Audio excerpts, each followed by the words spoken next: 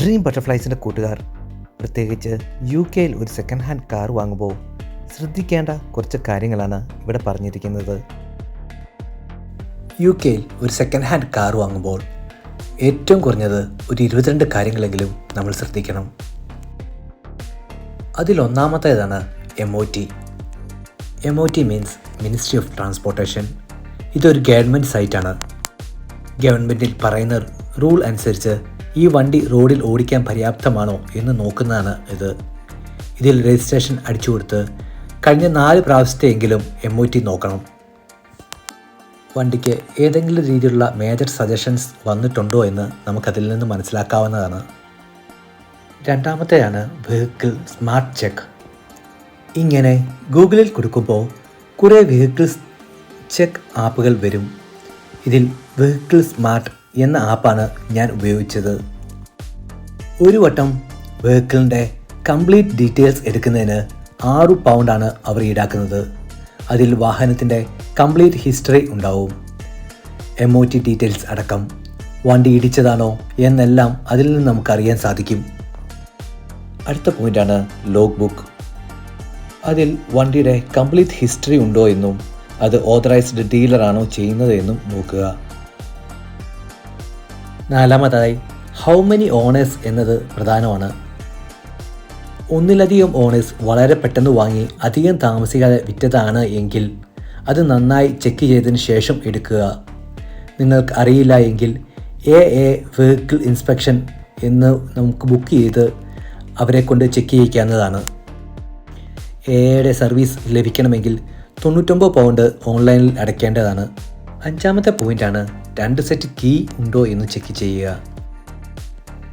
ആറാമതായി specification നോക്കുമ്പോൾ AC, heat എന്നിവ രണ്ടും റണ്ണിങ്ങിൽ ചെക്ക് ചെയ്യാൻ ശ്രദ്ധിക്കുക. ടയറിൻ്റെ കാര്യം നോക്കുമ്പോൾ ബ്രാൻഡ് ടയറാണോ, ചൈന ടയറാണോ, കട്ടിങ് വല്ലതും ഉണ്ടോ, 1.6 mm തിക്നെസ് ഉള്ളതാണോ എന്നും നമ്മൾ ശ്രദ്ധിക്കേണ്ടതാണ്. 1.6 mm തിക്നെസ് പെട്ടെന്നറിയുവാൻ നമ്മുടെ തള്ളവിരൽ അതിനിടയിൽ വെച്ച് നോക്കുക. ഏഴാമതായി ട്യൂബ്ലെസ് ടയറാണോ നോർമൽ ടയറാണോ എന്ന് ചെക്ക് ചെയ്യുക. ട്യൂബ്ലെസ് ടയറാണെങ്കിൽ പമ്പും അതിൻ്റെ കിറ്റും ഉണ്ടോ എന്ന് ശ്രദ്ധിക്കുക. നോർമൽ ടയറാണെങ്കിൽ അതിൻ്റെ സ്റ്റെപ്പിനി ടയർ ഇതിൻ്റെ വണ്ടിയുടെ കൂടെ ഉണ്ടോ എന്നും നമ്മൾ ശ്രദ്ധിക്കേണ്ടതാണ്. എട്ടാമതായി നോക്കേണ്ടതാണ് വീൽ നട്ട്. എല്ലാ ടയറിലും ഒരു വീൽ നട്ട് വ്യത്യസ്തമാണ്. അത് വണ്ടിയിൽ ഉണ്ട് എന്ന് ഉറപ്പുവരുത്തണം. ഇല്ല എങ്കിൽ അത് ചോദിച്ചു വാങ്ങണം ഡീലറിൻ്റെ കയ്യിൽ നിന്നും. അതുണ്ടെങ്കിൽ മാത്രമേ ടയർ ഊരുവാൻ സാധിക്കുകയുള്ളൂ. ഏതെങ്കിലും എമർജൻസി വശാൽ ഒരു വീൽ ഊരണം എന്ന് വെച്ചാൽ വീൽ നട്ട് കൂടിയേ തീരൂ. അടുത്തതായി നോക്കേണ്ടതാണ് സീറ്റ്. വണ്ടിയുടെ ബുക്കിൽ പറഞ്ഞേക്കുന്നത് പോലെയാണോ സീറ്റിൻ്റെ ക്രമീകരണം എന്ന് നോക്കുക. ഓൾട്രേഷൻ വരുത്തിയിട്ടുണ്ട് ഒന്ന് ശ്രദ്ധിക്കേണ്ടതാണ്. പത്താമതായി സീറ്റ് ബെൽറ്റ്. എല്ലാ സീറ്റ് ബെൽറ്റും ഇട്ട് നോക്കുക. ഫ്രണ്ടിലെയും സെൻറ്ററിലെയും ബാക്കിലെയും എല്ലാം ഇട്ട് നോക്കുക. എല്ലാം വർക്കിംഗ് ആണോ എന്ന് ശരിക്കും നോക്കേണ്ടതാണ്. 11ാമതായി നോക്കേണ്ടതാണ് ഡോറ്. എല്ലാ ഡോറും അതിൻ്റെ സൈഡും തുറന്നു നോക്കുക. രണ്ടാമതായി റീപെയിൻറ്റ് നടന്നിട്ടുണ്ടോ, വണ്ടി ഇടിച്ചിട്ടുണ്ടെങ്കിലോ അതിൻ്റെ സൈഡിൽ എന്തെങ്കിലും തട്ടിയിട്ടുണ്ടെങ്കിലും റീപെയിൻറ്റ് നടക്കാം. ഈ റീപെയിൻറ്റ് പെട്ടെന്ന് മനസ്സിലാക്കാൻ സാധിക്കുന്നത് സൈഡ് ഡോറുകളിലാണ്. അതേപോലെ തന്നെ ബാക്ക് ഡോറും ശ്രദ്ധിക്കുക. 12ാമതായി ശ്രദ്ധിക്കേണ്ട കാര്യമാണ് വാർണിംഗ് ലൈറ്റ്സ്. വണ്ടി സ്റ്റാർട്ട് ആക്കുന്നതിന് മുമ്പ് ജസ്റ്റ് ഓൺ ആക്കുക. ഏതെങ്കിലും തരത്തിലുള്ള വാർണിംഗ് ലൈറ്റ് കത്തിക്കിടക്കുന്നുണ്ടോ എന്ന് നോക്കുക. നോർമലി എല്ലാ വാർണിംഗ് ലൈറ്റ്സും ഓണായിട്ട് ഓഫ് ആകുകയാണ് സാധാരണഗതിയിൽ ചെയ്യുന്നത്. വാർണിംഗ് ലൈറ്റ്സിൽ ഏതെങ്കിലും കത്താതെ ഇരിക്കുന്നുണ്ടോ എന്നും ശ്രദ്ധിക്കുക. അതോടൊപ്പം ശ്രദ്ധിക്കേണ്ട ഒരു കാര്യമാണ് ലൈറ്റ്സ്, ഹെഡ് ലൈറ്റ്സ്. അത് ഡിമ്മും ബ്രൈറ്റും സൈഡ് ലൈറ്റ്സും എല്ലാം ഇട്ട് നോക്കുക. ബ്രേക്ക് ലൈറ്റും ശ്രദ്ധിക്കുക. 14ാമത്തെ പോയിൻ്റാണ് music system. And information system. ഇവ രണ്ടും പ്ലേ ചെയ്ത് നോക്കുക. എന്തെങ്കിലും രീതിയിലുള്ള സൗണ്ട് വേരിയേഷനോ എന്തെങ്കിലും ഉണ്ടോ എന്ന് ശ്രദ്ധിക്കുക. ബ്ലൂടൂത്ത് കണക്ടിവിറ്റി ഉണ്ടെങ്കിൽ ആ കണക്ടിവിറ്റി കണക്ട് ചെയ്ത് നോക്കുക ആകുന്നുണ്ടോ ഇല്ലയോ എന്ന്. 15ാമത്തെ പോയിൻ്റാണ് സെൻസറുകൾ. എല്ലാ സെൻസറും ഒന്ന് ശ്രദ്ധിക്കുക. ചില വണ്ടികൾക്ക് മുമ്പിലുള്ള വണ്ടികളുടെ സെൻസ് ചെയ്യാൻ പറ്റും അതിൻ്റെ ഡിസ്റ്റൻസ്, അത് വർക്കിംഗ് ആണോ. അതുപോലെ ഡോർ പോയിൻറ്റുകൾ നമ്മൾ അടയ്ക്കുമ്പോഴും ബാക്ക് ഡോറൊക്കെ അടയ്ക്കുമ്പോഴും തുറക്കുമ്പോഴും ആ സെൻസർ വർക്ക് ചെയ്യുന്നുണ്ടോ എന്ന് ശ്രദ്ധിക്കുക. മറ്റൊരു പ്രധാന പോയിൻ്റാണ് മിറേഴ്സ്. എല്ലാ മിറേഴ്സും ഒന്ന് ശ്രദ്ധിക്കുക. അത് കറക്റ്റായ രീതിയിൽ നമുക്ക് അഡ്ജസ്റ്റ് ആവുന്ന രീതിയിൽ ടിൽറ്റ് ചെയ്യാനും അഡ്ജസ്റ്റ് ചെയ്യാനും പറ്റുന്നുണ്ടോ എന്ന് ശ്രദ്ധിക്കുക. 17ാമത്തെ പോയിൻ്റാണ് ഗിയേഴ്സ്. എല്ലാ ഗിയറും വണ്ടി ഓടിക്കുന്നതിന് മുമ്പ് ഒരു വട്ടം ഇട്ട് നോക്കുക. അതുപോലെ തന്നെ വണ്ടി ഓടുമ്പോഴും എല്ലാ ഗിയേഴ്സും മാറ്റി മാറ്റി ഇട്ട് നോക്കുക. അതോടൊപ്പം ഫ്രണ്ടിലെയും ബാക്കിലെയും വൈപ്പേഴ്സും ശ്രദ്ധിക്കുക.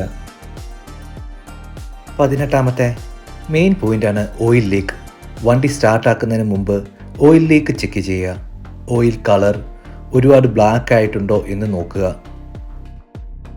ഓയിൽ ക്യാപ്പ് തുറന്ന് അതിൽ ഓയിൽ കട്ട പിടിച്ചിട്ടുണ്ടോ, അതിൻ്റെ സൈഡുകളിൽ ഓയിൽ കട്ട പിടിച്ചിട്ടുണ്ടോ എന്ന് ശ്രദ്ധിക്കുക. ഓയിൽ ചേഞ്ച് കറക്റ്റായിട്ടാണ് നടത്തുന്ന ആളാണെങ്കിൽ ഒരു കാരണവശാലും അതിൽ ഓയിൽ കട്ട പിടിക്കില്ല. എൻജിൻ്റെ സൈഡിലും വണ്ടിയുടെ അടിയിലും കിടന്നു നോക്കുക ഓയിൽ ബ്രേക്ക് വല്ലതും ഉണ്ടോ എന്ന്. ഒരു ഡ്രൈവ് പോയി വന്നതിന് ശേഷം ഒന്നുകൂടി ഓയിൽ ലീക്ക് ചെക്ക് ചെയ്യുക. ഒന്ന് കിടന്ന് നോക്കുന്നത് നല്ലതാണ്. 19ാമത്തെ പോയിൻ്റാണ് ഡ്രൈവ്. മിനിമം 5 തൊട്ട് 10 കിലോമീറ്റർ വരെ ഡ്രൈവ് ചെയ്ത് നോക്കുക. ഓടിക്കുമ്പോൾ ഏതെങ്കിലും രീതിയിൽ സൗണ്ട് ഉണ്ടോ എന്നും നോക്കുക. സ്ലോയിലും സ്പീഡിലും ഡ്രൈവ് ചെയ്ത് നോക്കുക. ചെറിയ റോഡുകളിലൂടെ ഒന്ന് ഓടിച്ചു നോക്കുമ്പോൾ നമുക്ക് അത്യാവശ്യം കാര്യങ്ങൾ മനസ്സിലാവും. ചെറിയ ഹമ്പുകളിലൊക്കെ ചാടുമ്പോൾ ഏതെങ്കിലും രീതിയിൽ സൗണ്ട് ഉണ്ടോ എന്ന് ശ്രദ്ധിക്കുക. അതിൽ ഒരു ഡേഞ്ചറായിട്ടുള്ള കാര്യം എന്താണെന്ന് വെച്ചാൽ നല്ല എക്സ്പീരിയൻസ്ഡ് ആയ ആളാണ് എങ്കിൽ മാത്രം സ്ട്രെയിറ്റ് റോഡിൽ അത്യാവശ്യം നമുക്ക് ഡിസ്റ്റൻസ് കിട്ടുവാണെങ്കിൽ നമ്മുടെ സ്റ്റിയറിങ് ഒന്ന് വിട്ടു നോക്കുക, കൈ ഒന്ന് വിട്ടു നോക്കുക. ഒരു 10 സെക്കൻഡ്സ് അല്ലെങ്കിൽ ഒരു 5 സെക്കൻഡ്സ്, ഒരു 7 സെക്കൻഡ്സ് അത്രയും മതി. ആ ഒരു ടൈമിൽ വണ്ടി ഒരു മീഡിയം സ്പീഡിലായിരിക്കണം. അപ്പം വണ്ടി സൈഡിലേക്ക് ഏതെങ്കിലും രീതിയിൽ വലിയുന്നുണ്ടോ എന്ന് മനസ്സിലാക്കാൻ സാധിക്കും. റോഡ് സ്റ്റേബിൾ ആയിരിക്കണം. നല്ല എക്സ്പീരിയൻസ് ഉണ്ടെങ്കിൽ മാത്രമേ ഇത് ചെയ്യാൻ പാടുള്ളൂ. ഏതെങ്കിലും രീതിയിൽ വണ്ടിക്ക് ഒരു ഇടി ഉണ്ടായിട്ടുണ്ടെങ്കിൽ വണ്ടി ഒരു സൈഡിലേക്ക് വലിയുന്നതായിരിക്കും. ഇത് പെട്ടെന്ന് നമുക്ക് മനസ്സിലാക്കാൻ സാധിക്കുന്നത് ഈ സ്റ്റിയറിംഗ് ജസ്റ്റ് ഒന്ന് കൈ വിടുന്നതിലൂടെ മാത്രമാണ്. അത് 5 to 8 സെക്കൻഡ്സിൽ കൂടുതൽ ഒരു കാരണവശാലും പാടില്ല. പ്രത്യേകിച്ച് UK നിങ്ങൾക്ക് ഒരു അപകടം ഉണ്ടായാൽ ഒരുപാട് പ്രശ്നങ്ങളുണ്ട്. അപ്പോൾ അത് കാരണം അത് വളരെ ശ്രദ്ധിക്കുക. വളരെയധികം അപകടം പിടിച്ച കാര്യമാണെന്ന കാര്യം മനസ്സിൽ വയ്ക്കുക. 20ാമത്തെ പോയിൻ്റാണ് ക്ലച്ച്. വണ്ടി ഓടിക്കുമ്പോൾ നല്ലപോലെ ക്ലച്ച് ചവിട്ടി നോക്കുക. ക്ലച്ച് നല്ലപോലെ നല്ല ഹാർഡാണോ, ഒത്തിരി ഫ്ലാറ്റായിട്ട് പോകുന്നുണ്ടോ എന്ന കാര്യം ശ്രദ്ധിക്കുക. 21ാമത്തെ പോയിൻ്റാണ് വണ്ടിയുടെ സസ്പെൻഷൻ. നല്ലപോലെ വണ്ടിക്ക് എന്തെങ്കിലും രീതിയിൽ ബുദ്ധിമുട്ടുണ്ടോ, എന്തെങ്കിലും ഹാമ്പ് ചാടുമ്പോൾ എന്തെങ്കിലും പ്രശ്നമുണ്ടോ എന്ന കാര്യം ശ്രദ്ധിക്കുക. 22ാമത്തെ പോയിൻ്റ്, വണ്ടി ഓക്കെ ആണ്, ഇങ്ങനെയൊക്കെ ഓടിച്ചു നോക്കി കുഴപ്പമില്ല എന്നുണ്ടെങ്കിൽ ഫസ്റ്റ് നമ്മൾ ചെയ്യേണ്ടത് ടാക്സും ഇൻഷുറൻസും അടച്ചതിന് ശേഷം മാത്രമേ വണ്ടി നമ്മുടെ വീട്ടിലേക്ക് കൊണ്ടുപോകാവുള്ളൂ എന്നുള്ള കാര്യമാണ്. വണ്ടിയുടെ എൻജിൻ കപ്പാസിറ്റി അനുസരിച്ചും ഫ്യൂവലിൻ്റെ എഫിഷ്യൻസി അനുസരിച്ചും ഇയർ അനുസരിച്ചും ടാക്സ് വ്യത്യാസമുണ്ടായിരിക്കും. വെഹിക്കിൾ ടാക്സ് നമുക്ക് ഓൺലൈനിൽ അടയ്ക്കാവുന്നതാണ്. ഇൻഷുറൻസ് എടുക്കുന്നതിന് കുറേ അധികം സൈറ്റുകളുണ്ട്. അതിൽ നമുക്ക് കമ്പയർ ചെയ്ത് നോക്കി നമുക്ക് എടുക്കാവുന്നതാണ്. confuse.com, ഗോ കമ്പയർ, ലിവർപൂൾ എന്നീ സൈറ്റുകളിൽ നമുക്ക് ചെക്ക് ചെയ്ത് ഏതാണോ ബെറ്റർ ഓപ്ഷൻ നിങ്ങൾക്ക് തോന്നുന്നത് അത് ആ ഇൻഷുറൻസ് നമുക്ക് എടുക്കാവുന്നതാണ്. 23ാമത്തെ ഒരു മെയിൻ പോയിൻ്റാണ് ഓട്ടോ ട്രേഡർ. ഒരു കാർ വാങ്ങുന്നതിന് മുമ്പ് ഓട്ടോ ട്രേഡിൽ കയറി നിങ്ങൾക്ക് ആ വണ്ടിയുടെ ഏകദേശം വില അത് അറിയുവാൻ സാധിക്കുന്നതാണ്.